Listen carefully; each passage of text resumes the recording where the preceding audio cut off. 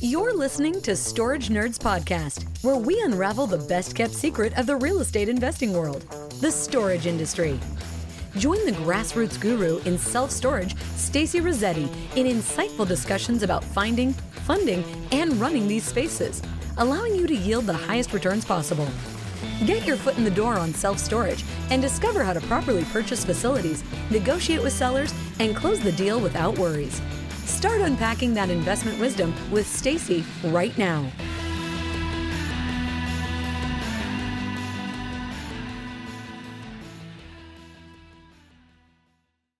We had this past weekend, we had our 2-day boot camp, and I went over funding for like 2 days straight, like taught my heart out, taught everybody how to raise capital for deals. The truth of the matter is that storage facilities are expensive and they're not going to get cheaper. So everybody's like, oh, I'm waiting for the market to drop or whatever it is. But the truth of the matter is that storage is only going to get more and more expensive. So if you can't afford storage right now, if you're looking at buying a storage facility, but you can't afford it, then you should be focusing on raising money and doing creative deal structures until you can actually afford your own facility, which is the route that we did.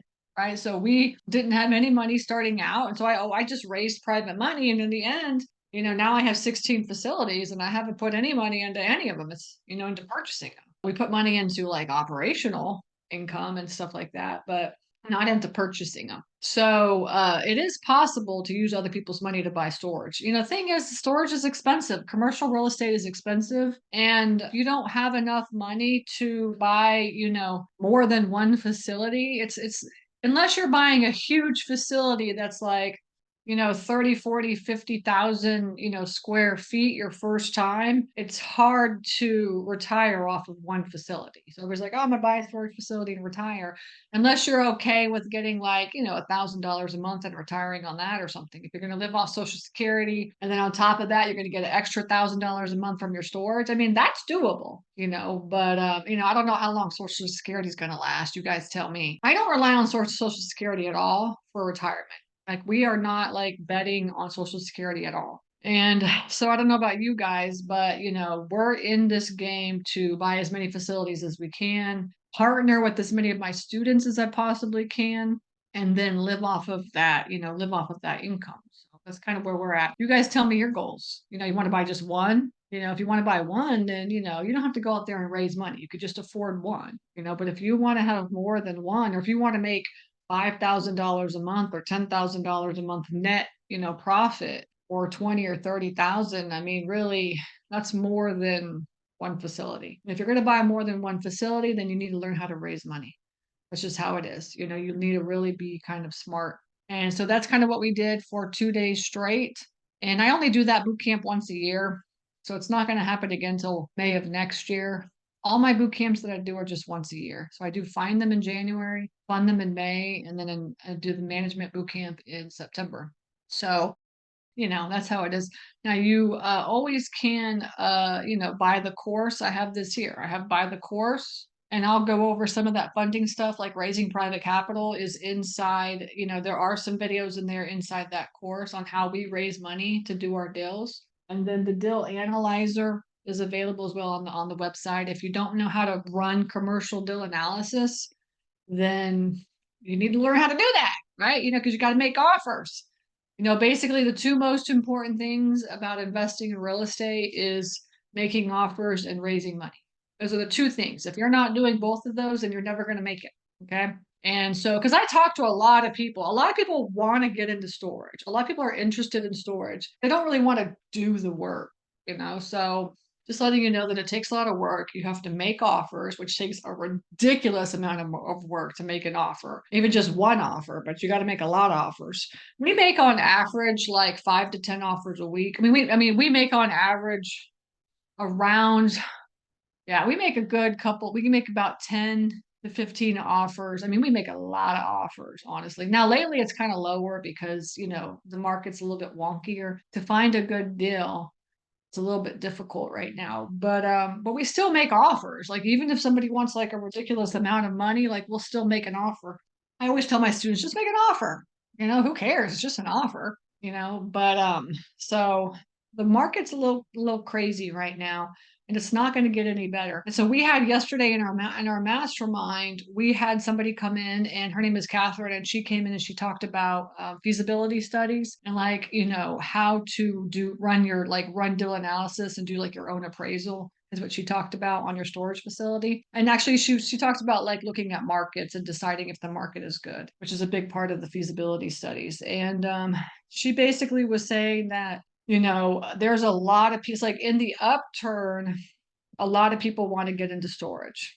But then that's what like drives all the costs up. That drives all the prices up. So the reason that the prices are so high in the commercial world right now is just because of the last couple of years, and they are dropping a little bit, but they're really not dropping that much. And when I started in real estate like 8 years ago, I was buying at double digit cap rates, but there's no way to be doing that anymore, so, and it's never ever going to go back to that. So if you're sitting there and waiting for it to go back to the good old days, then you're basically just missing out on deals is what you're doing. And there's really good deals out there that are good win-win situations. They're good fair deals.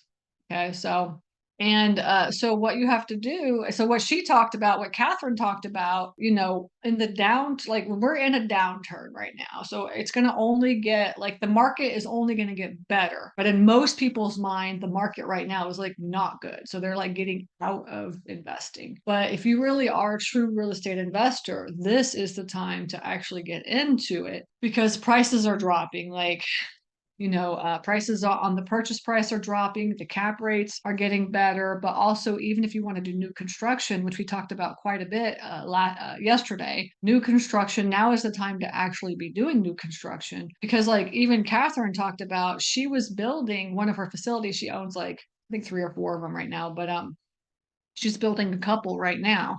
And she's saying that like when she was building a storage facility during COVID, and it was very extremely difficult to build a storage facility during that time because the prices, like the contractors were super busy and prices were really high. And she said she hit her contingency before the project even started.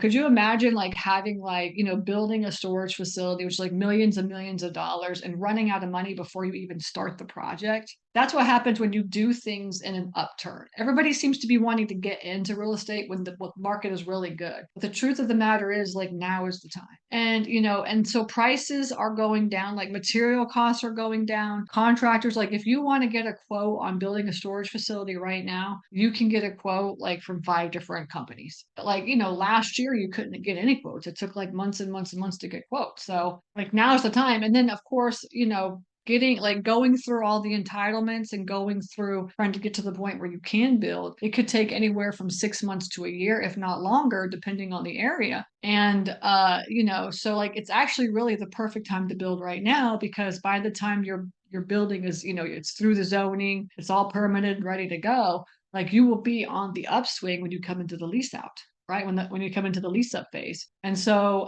for anybody that's interested in doing new construction, I highly recommend now is the time to be looking for land. We are going to be building. So we are in the process of looking for land right now. And so that's kind of why I bring it up. That's kind of our next phase now is building a couple here near us where we live and just kind of bringing it home because we have 16 storage facilities all over the place. And so like over the last couple of years, we've been like doing a lot of traveling and trying to do a lot of capex and stuff on our facilities. And so, we're just getting tired. We're vertically integrated and, we just want to like, chill out a little bit. So we are not the type of people that go out and build like hundreds of millions of dollars worth of storage. Like that's just not our personality. My husband is like super hands-on. Like he likes to get in there and like really kind of do the work and like get his hands dirty and stuff like this. So like we're not going to be those type of people. So our goal is to build a couple of facilities by us so that we could just manage those here and be here. They'll be bigger facilities. They won't be smaller. Started out like really small facilities. We're in the process of selling all of our smaller facilities off. We have 3 of them listed right now. And whenever they sell, they sell. I'm a typical storage facility owner, right? So like I'm okay with like listing my property right now and just seeing what offers I get. But the truth of the matter is like not that many people actually put an offer in. That is the difference between you and me. You're looking at the facilities, you're thinking about it, you want to do it, but are you actually going to do it? That's the question. Whereas for us, like we're putting in offers every single week. We're calling and, we're looking at land to build. We're doing all that. Like I'm taking the action and I'm going to be doing it. And we are going to be building. That's the goal. This year, we're selling some facilities. And once we sell those, we'll roll that money over into land and then we'll start the building process. But I can guarantee you there's a lot of people listening to me right now that are just like listening and they're just kind of like, not doing anything. So if you really want to do something, you got to figure out what you want to do. Right. We can go over that here in just a second. And then you got to take action. Now is the time. We're going into the downturn. It's going to be this bad for the next couple of years. If you're waiting for the market to get better, then you're not going to get into the industry. And I talked about this a couple of trainings ago, is that your buy box is just shrinking and shrinking and shrinking because guess what? There are a lot of players in the storage industry and there can't be a lot of storage facilities. You can't have a bazillion storage facilities. So, your buy box and the time frame of getting into this industry is like now, and it's only shrinking. And, by the time that in 5 years, I would say, during the next lease up phase, during the next upturn, that's when a lot of the stuff is going to be gone. And a lot of the, unless you want to go and buy something in like a really small tertiary market, a lot of the stuff's going to be gone because primary market is oversaturated. Secondary market is getting oversaturated. And like, so then you only have tertiary market. And all the bigger players, like, all the secondary market players, like I just talked to a guy yesterday that's going to join Storage Nerds. And he has like it's a great story. He bought my dill analyzer and he ended up buying 2 storage facilities. He used my dill analyzer to run analysis on 2 storage facilities that the owner was just retiring and he didn't want to have it anymore. And so he was telling me how he was using the dill analyzer to run the numbers. He made the offer. He actually got it seller financed. And now that was like about a year and a half ago. He's got 3 facilities. He wants to buy more. So he's getting into turnkey acquisition so he can find more facilities to buy. But he like right across the street from him, and he's in North Carolina, and right across the street from him, a guy just built like a 70,000 square foot storage facility. And the population of this town is like 30,000 people. And there's like a 70,000 square foot storage facility. That is his competition.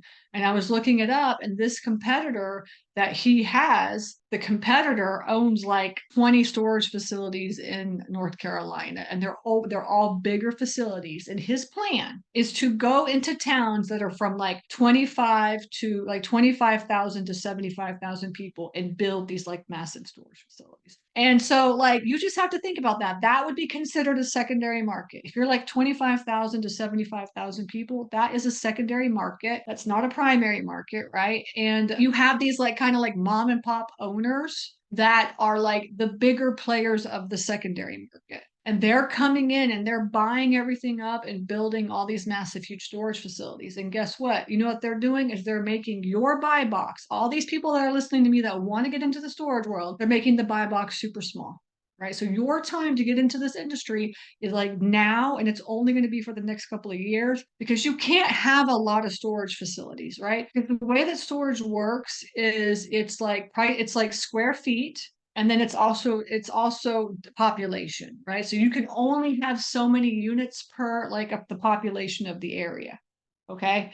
And so the which is also called the net capita per square foot, right? So this is something when you get into the industry, you're going to hear about this a lot. What's the net capita per square foot? And what that is the total square foot, so the total square feet of storage, right? Divided by your population within your radius.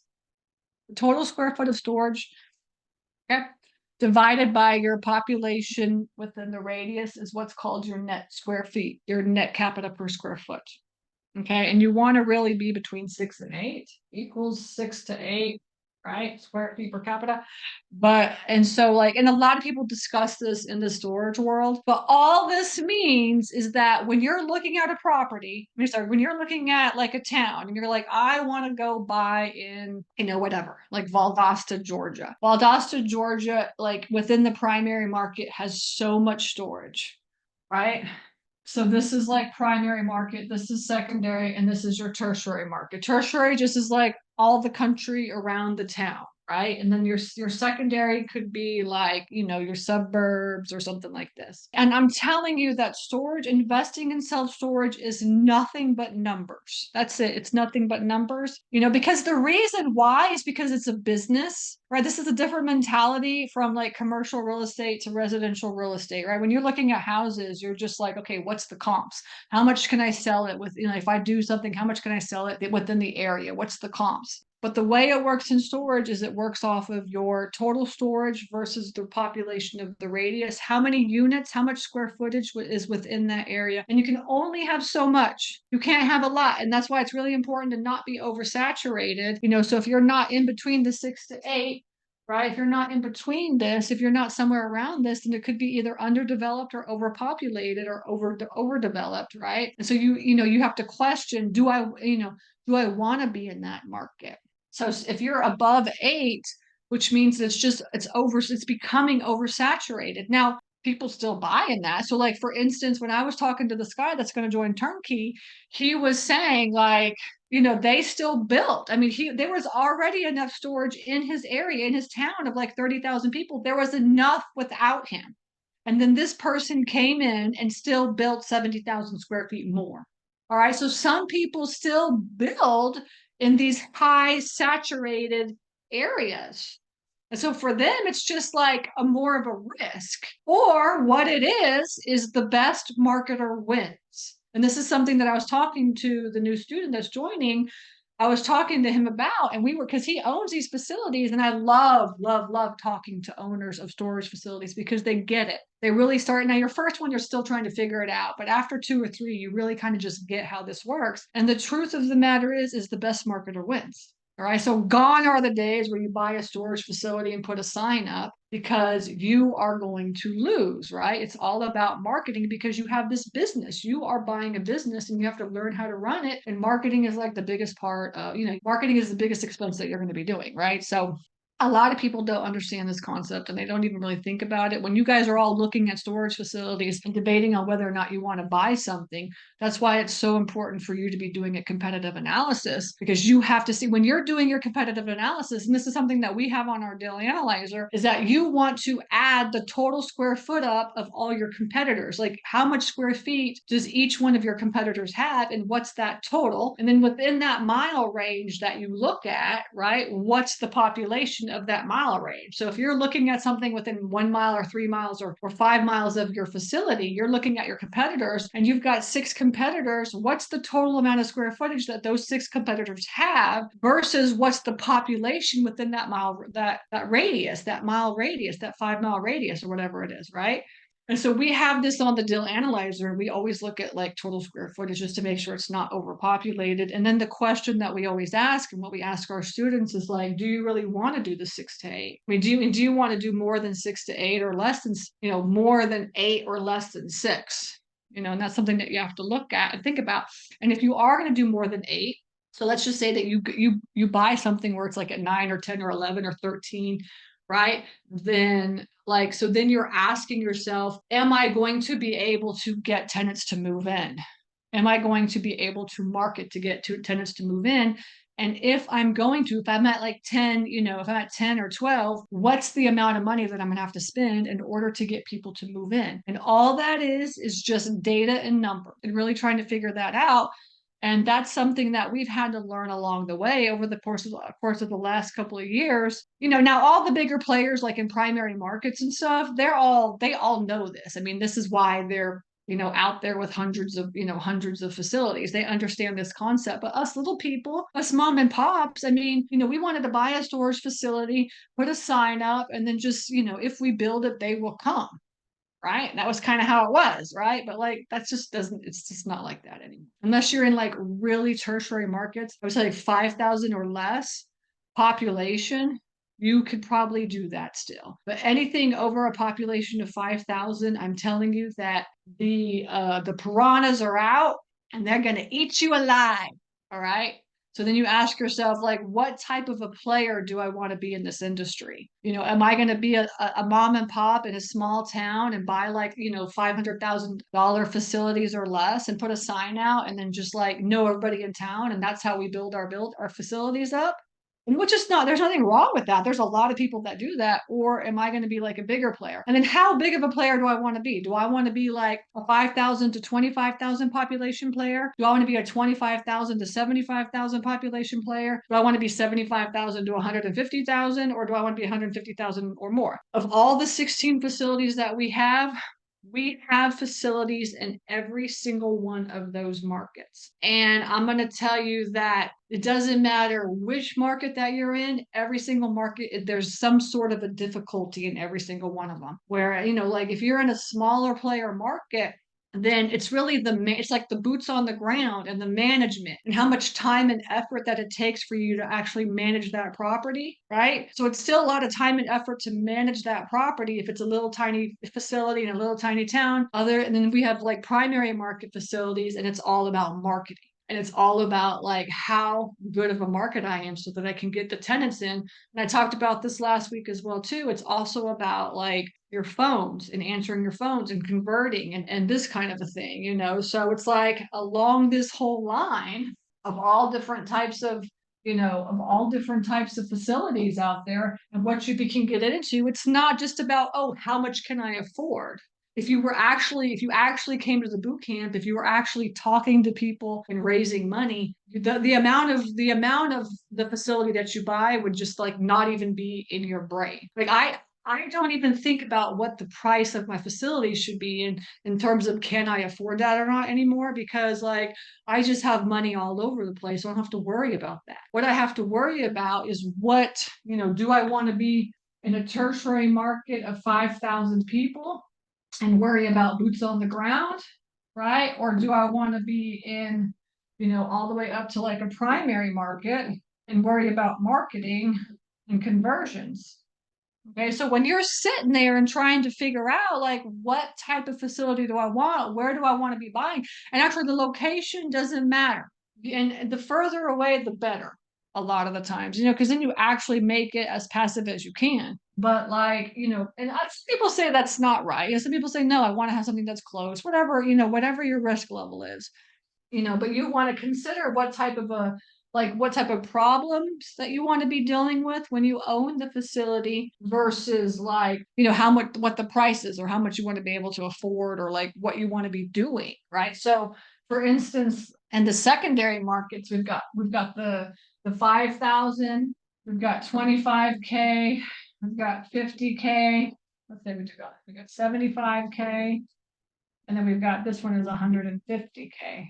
Okay, people, that's population. And then problems, right? So issues, right? It's always like the smaller ones is the boots on the ground. It's like the management. It's like the going there and taking care of stuff. It's just as much work to manage these types of facilities as it is to manage something that's in like a bigger facility in a bigger market or whatever. But it's just there's different problems.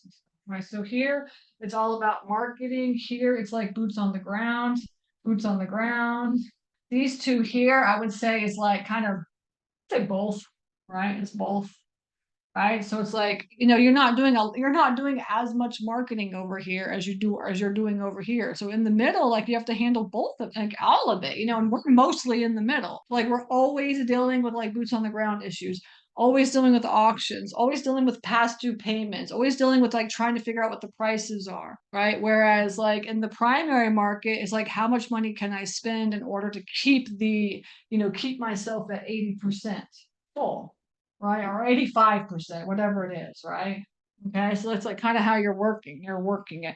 Now, obviously, all these questions are for like every single one of the facilities, but you're dealing with like more of one thing versus the other, depending on where you want to go. Again, this right here, this area right here, this is the hottest market right now. This market right here is oversaturated, right? You don't want to be in this market, all right? And this here is just the little people. This is the moms and pops. Okay. This used to be moms and pops. It's no longer moms and pops. This right here is the hottest market. You've got bigger players coming in, You've got like secondary players coming in, and then you also have like the mom and pops of like us that are trying to get into that market and like build up our brands and stuff. And so if this market is just utter chaos, this price range right here is going to be like anywhere from like, let's say 1 million to $5 million. Okay. This is like what I'm talking about. Like if you're thinking about buying something 1 million to $5 million, you're typically in this market. But that doesn't mean you're not in this market. Okay. You can also like if you this typically here's like a 500,000 K deal, maybe less than $1 million is what this is. Okay. But this here could be like a 1 to 2 million, something like this. So you're like, okay, so now I got to figure out what I can afford. I also have to figure out like what I want to be focusing on. Am I a marketing person? And am I going to sit there every week and be looking at my marketing and my prices and my, and my occupancy? Am I that type of a person? Right. Then you're going to be kind of in this range. Do I want to be competing with primary markets? Like, do I want to really just be focusing on marketing? Right. And then a lot of times here too, you'll have like people that are in-house. Like this is not remote for like the bigger facilities in primary markets. That's not remote. So you got to have somebody that is there managing stuff. So it's a lot. It's a lot. I think it's a lot. And I'm telling y'all, y'all's buy box. Everybody's buy box. I'm in the game. I'm not getting out. I'm your competition, right? You guys are all the ones that want to get in. So now you got to figure out kind of like what your goals are on that. Okay. You got to figure out where you want to be and what you want to do. So it's fun, but it's just like it's a lot of work. Okay. So that's kind of where we're at now on that. And then, I want to make sure that you guys know too, just, so like in all of this line here, we have the line and we have all these different types of facilities, right? We have a 500K to a $5 million facility, right? Is what it is. 5K population to a 200K population. Okay, so this is like I live in Tallahassee, right? So everything in Tallahassee is going to be over here, which would be considered like, primary market. This is tertiary. This is primary. And all the rest, like 25K to 150K or whatever is kind of right here. And this is going to be like $1 million. Oops, $1 million to let's say like maybe 4 million. Okay, dollars is where you're at. This is the secondary market. Okay? It's always good to know your market. It's always good to know like how much money you can afford, what your population is, right? And then now you want to know what your total square feet is per capita. Okay. So now in this area, when you're looking at this area, you need to know like, is it between 6 and 8? Right. And a lot of people say, it should be, net capita per square foot, it should be between 6 and 8. So now you're looking at what's the total square foot, how much total square footage of storage is there? What's the population of that area? How much is it going to cost? And then what's my marketing, right? What's my marketing or management style, right? And that's kind of how you choose this. All right. Are you going to be a big marketer? You love marketing. Are you going to be able to do both? Right? Boots on the ground, remotes, and marketing, or are you going to be more like a boots on the ground kind of mom and pop kind of thing? Right? So that's what the market looks like right now. This is what the market looks like. Now, obviously, you'll find like nuances in every single one of them and stuff. And you may find like you can find a town of 5,000 people, and it's got like 10 storage facilities. It's got way too many storage facilities. All right. And so it's like, okay, do I really want to be in that market? Like I'd have to compete with all those people. But the same thing happens in the primary market, right? The same exact thing happens. So there's a lot, like just like I said, like there's a lot of storage facilities being built in primary markets right now. And I'm thinking, is there enough people or to even accommodate this? I don't know. I don't know. You have to be just a really good marketer and be like really good at promoting in order to get something like that filled up. And then like just like the student that's joining, he's in a town of 30,000 people, and there was already too much storage, and now there's another 70,000 square feet. And it's a beautiful storage facility. I saw pictures of it. I pulled the website up. I saw pictures of it, and it's like this massive, beautiful storage facility. And the one thing I always think about when I look at storage too is like, your price, your unit prices. Like when you have like a paved storage facility that's made out of like concrete with an office and like the black iron gate and stuff and beautiful curb appeal. I mean, it costs a lot of money to build that thing, price per square foot. So then that means your price for your units also have to be higher. And then the question that I ask myself is, are people really going to be able to afford putting their stuff into that unit, or if you're going to keep it at a lower rate? Because right now what's happening, and we discussed this yesterday in our mastermind, is that the marketing for primary markets, it's like a promotion, like a low rate promo. So okay, low rate is low, and then it increase, obviously it increases over time. Instead of doing like, a dollar move in or whatever, 50, we do 50% off the first 3 months. Like we were discussing that like primary market companies are like REITs and stuff are not doing that. They're just saying like, okay, you're going to move in, it's going to be this price, and then over the course of the next 6 to 9 months, it's going to be increased, just so you know. So anyways, it's like a whole thing. So my question is, what type of a person are you on this? I would love to know. Put it into the chat. If you're looking at this and you're saying, okay, I know I'm going to be in like secondary, primary, or tertiary. I'm okay with doing like some marketing, but I'm not going to be like an awesome marketer. I love marketing. Like I'm a big marketing person. You guys all know that because y'all are all here. Because of all the marketing I do, y'all are here, right? So like for me doing this and being in this area, this is kind of right up my alley, and I am not this person. My husband is this person. My husband's the person that likes to go to the facilities and like, do cleanups and stuff like that. He's the hands-on person. So for us, we have to be in the middle, right? We have to be secondary if we're partner because he's this person and I'm this person. Okay. So you guys tell me, what are you thinking when you look at this chart? Where do you fit? Do you have any idea of what type of a market that you want to be in, or even the price range? What's the price range that you want to be in? And if you know your price range, then you know kind of where your market should be, right? So that's kind of how you're looking at it right now. And again, I just want to reiterate that like time is of the essence. Like this is not going to be available for it's going to be available the next couple of years, and after that like it's slowly going to go away, and then maybe there'll only be some more like kind of in this available area. So if you're okay with just being in this price range or this size, then you could be as slow as you want. And the one thing about storage facility owners is that they are like the least motivated of like all the owners. I mean, all of the real estate investors out there, they're like the least motivated people. So if you have a storage facility in this area and you're like, I'm going to just keep talking to this person, and you're going to keep following up over and over and over again, eventually, over the course of the next couple of years, they're going to want to sell. They'll be interested in selling, but it takes a long time to get somebody to even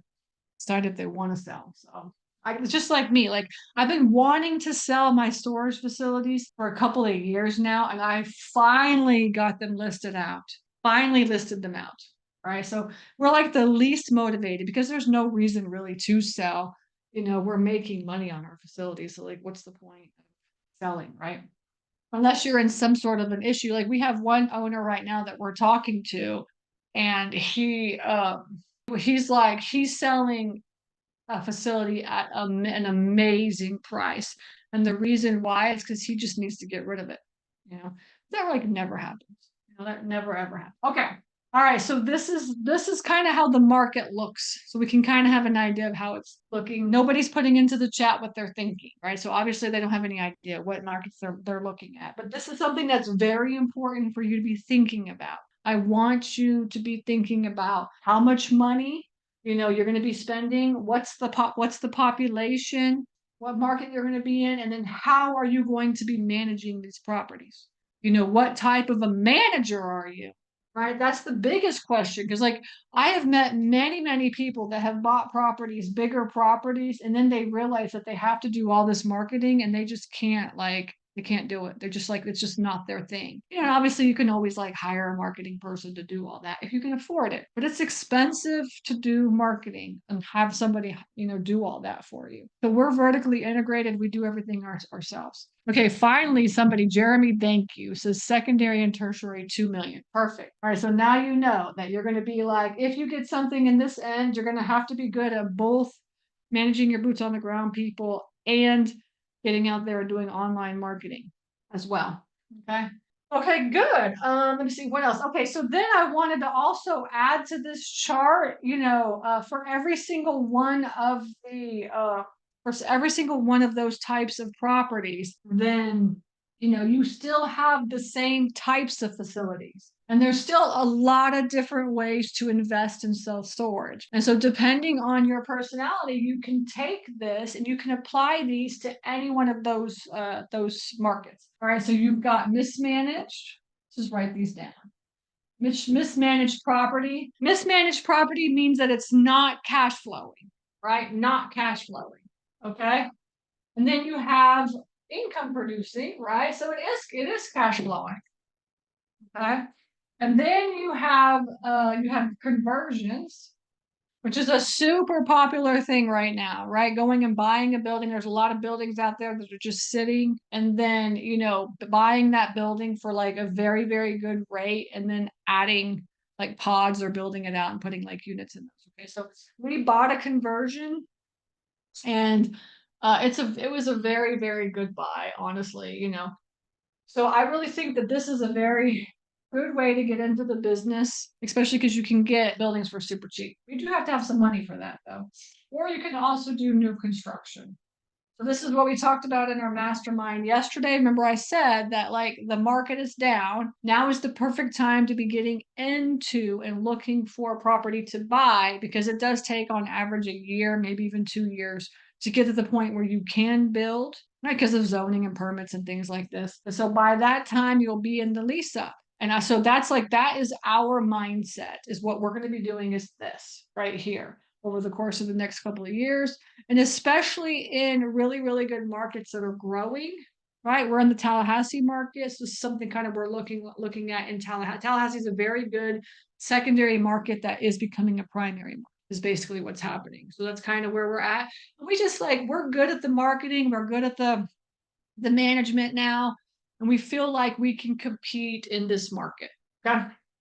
And then my wholesaling course will be coming out here in the next couple of weeks. We're working on finalizing it right now. But like, if you're listening to me right now, you're like, Stacy, you're scaring me because I have no money, or I have very little money, and I really want to get into this industry, but I just don't know how, then you should be looking at wholesaling. All right. And you guys all see, going to the Facebook groups, and you're seeing all these people post out. Owners post out their own deals, but then also wholesalers are posting out deals. And wholesaling is just where you're the middle person between the buyer and the seller. Right? That's what it is. You're the middle person. So like you can go out and find facilities and talk to owners and get it under contract. We have several wholesalers within our coaching program that wholesale to our students. You just have to have the buyers, right? You have to have the sellers and get it under contract, and you have to have the buyers. And you're just that middle person, kind of like a realtor, but you're not a realtor. You're getting it under contract is what you're doing. So I have a course coming out definitely in the month of June. It'll be out for everybody to buy if you're interested in learning how to wholesale self-storage. Typically, this works for smaller facilities, but my turnkey acquisitions, like what I do with turnkey acquisitions, is really a wholesaling. But instead of me taking like a fee for in the middle for buying and selling, I'm just taking a cut in the deal.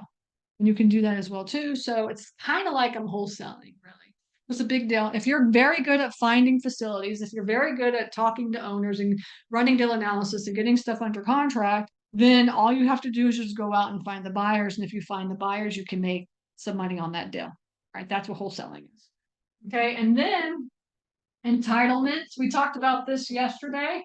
Entitlements is basically taking the process of building a storage facility from the very beginning, not knowing anything about, like not doing anything, not even having land, nothing, to getting it to where you can like sell that project. Okay. So entitlements are finding the land, going through the zoning process, and like all of the civil and the surveys and the neighborhood meetings or whatever you have to do, doing all that to the point where you get the permit. And then once you get the permit, you could either sell your deal before somebody builds it, or like we talked about yesterday, you can continue to keep building it and always try to sell it along the way as well too. And you can sell it all the way up to It's getting built. Oh, it's a brand new facility. Like you see all the time, brand new facilities that just got put onto the, to Crexy or whatever it is, right? Those were all owners that went through the entitlement process, which is basically buying the land, zoning it, getting the permitting process, clearing the land, developing it, and getting it ready to be built. Right. And so along the way throughout that whole process, all the way through even leasing it up and selling it once it's full, you can sell it at any one of those steps. So if you're the type of person that, likes to develop, then entitlements are the best way to go. And there's like certain people out there, they just like developing. That's what they like, right? Okay. And then finally, lending. Right. This is what I want to do. I want to partner. I want to lend. I want to just like not do the work and make money. The best way to make money is to lend your money out because you're not doing anything. Right. I mean, I've got lenders that have made like, I have one lender that made $1 million off me in the last like 10 years. He hasn't done anything. He has no idea even what I'm doing. It's like that's the best way to make money is to lend. That's what I want. That's what you should want as well too. So if you're the type of person that's listening to me right now and you're like, yeah, I want to get into the storage world, but I really don't want to do the work, then you should be lending. That's what you should be doing, right? Find a partner up. Have somebody that wants to do the boots on the ground person, be the boots on the ground person, be the manager, be the person that does all that. You just lend and make money. I'm partnering in a lot of projects right now, and I just like get a check in every quarter, and I'm like, yeah, this is awesome. I did nothing at all for this money. Okay, so that's what lending is. So all in all, now you've got 6 different or 7 different ways to invest in self storage. Mismanaged facilities, right? So you're going to be doing all the work. CapEx, we do a lot of this, a lot. We have income producing properties. We have conversions. We're going to be doing new construction. I'm starting that now, that process. Wholesaling, you can be the middle person.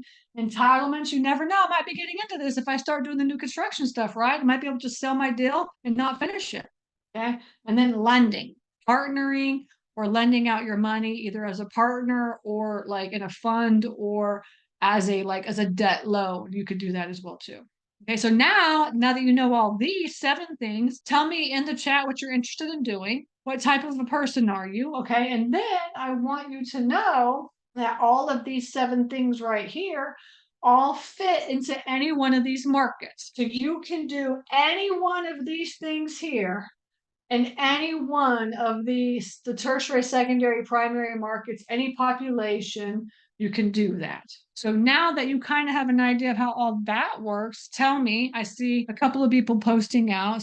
John's in Tennessee, Upper Peninsula, probably start in tertiary markets, would consider West Virginia. West Virginia is a very, very good market for storage facilities because it's one of those markets that's like nobody ever talks about, but there are people that need storage in West Virginia. I mean, what is the big deal about owning a storage facility, like not owning a storage facility in West Virginia? I mean, we find like really, really good cheap deals in West Virginia. So if you don't have a lot of money, West Virginia is the place to be. Right. A lot of people used to say, and Arkansas also, you can find some really cheap deals. New Mexico as well, you can find some really good deals, but it's kind of getting a little bit more expensive in New Mexico. But New Mexico is one of those states that like nobody ever really thinks about. West Virginia, and then if you get up into like Maine is a great state, I think. There's not enough storage in Maine for sure. Okay, good. Somebody else posted out. Jeremy posted mismanaged and cash flowing. Good. Okay, so Jeremy's going to do a mismanaged cash flowing and then either in tertiary markets or maybe secondary markets, right? And then Jason, good. Secondary market income producing. Good. So Jason wants this like cash flowing is what he wants. He wants the cash flow property. There's no right or wrong way to be doing any of this. It's just that you've got to understand how to look at the markets when you do look at the markets. And this is really just how my brain thinks. It's like, what type of market is it? What type of a deal am I going to be buying? And I never know what kind of a deal I'm going to be buying until I actually start putting out offers because you just don't know what type of a deal you're going to get, like, what type of terms and stuff. So I really kind of like what I do is I put offers out. So here's like the whole process. I put offers out. I talk to owners, put offers out. And then from there, whatever I find is going to be the type of deal. Sorry, it's going to be the market, the location, right? And then from there, it's going to be the type of deal. And then from there, you're figuring out, okay, like, how am I going to manage this thing? What type of management am I going to need? Am I going to be okay with that? So it's really like finding the owners, putting the offers out, figuring out the market, figuring out the location, figuring out like, what type of deal it's going to be. And then from there, it's like, okay, what type of management am I going to do? What kind of, how am I going to actually be able to manage this thing? Am I going to have, is it going to be managed? If it's mismanaged, it's going to be more hands-on. There's a lot of CapEx. There's a lot of things. I got to be there all the time. So if it's not in an area that I want to go to over and over and over again, then why would I buy in that area? Because CapEx, because mismanaged facilities require a lot of hands-on work. I don't be doing mismanaged facilities anymore. Tired of mismanage. It's just too much work. But now I'm going to get a new construction, so it's going to be even more work. Who knows, right? But I'm just tired of mismanaged facilities. You guys all been following me because you want to buy mismanaged facilities, and I'm like, after 16 mismanaged facilities, I'm ready for some income-producing properties, right? But then I have my husband. My husband's like the hands-on person. So I'm like, look, why don't we just build? You can manage that whole process, and I can do all the marketing and stuff, So, this is just my process, my thought process. Who knows what's going to happen, right? Because you just gotta get out there and start looking for deals. So, anyways, any other thoughts? Any thoughts on this? Devetta says first cash flowing and then mismanaged in primary markets. Good. Okay, good. Well, for sure, there's cash flowing properties out there. It's very difficult to find a mismanaged property, but you can't find. It's hard to find a mismanaged property that's not that's severely mismanaged anymore. So those are kind of few and far between. Now it's cash flowing, but it's not making what it should be making. So it's not breaking even is what it is, but it is making some cash. So those are out there. And then income producing properties, there's a lot of income producing properties out there, but you always can increase the income. So anyways, overall, that's the thought process on how to figure out. So the idea behind this session was, how do I figure out which market I should be in right now? Because I know that the market is getting smaller, the buy box is getting smaller. And then when I'm in that market, what type of a deal should I be looking at? And thinking ahead to how you're actually going to be buying, affording it, and managing it before you get yourself into a deal that you just don't want to be in. Because I'm seeing a lot of deals that were bought in the last couple of years where the owners are realizing that this is not what they want to be doing. And so you don't want to be that person. That is the point of kind of thinking the whole thing through, is what I'm saying. So I talked to an owner that's just he bought a $4 million facility, and he's like, I'm not good at marketing. I suck at marketing, and I don't know why I bought this facility. You don't want to be in that position, right? At all, and he got it seller finance, and he thought it was a great deal because he got it seller finance. But the truth of the matter is just because something's seller finance doesn't mean it's a great deal. You have to think about all these things. Okay. All right. I appreciate you guys hanging in there, hanging out with me. I'm here every Wednesday. Whatever I want to teach, I just teach about. So it's never the same. And hopefully you guys, again, go to my website, and, my course is there. My deal analyzer's there, and you can register for the next training. Okay. All right. Take care. Bye. Thank you for joining us for this episode of Storage Nerds. Hope this informative conversation inspired you to go out there and jump into this highly profitable business venture that people rarely talk about. Get more tips on storage space investing at www.stacyrossetti.com. Don't forget to subscribe to the show and leave a rating. Together, let's build that thriving passive income one storage space at a time. Until next time.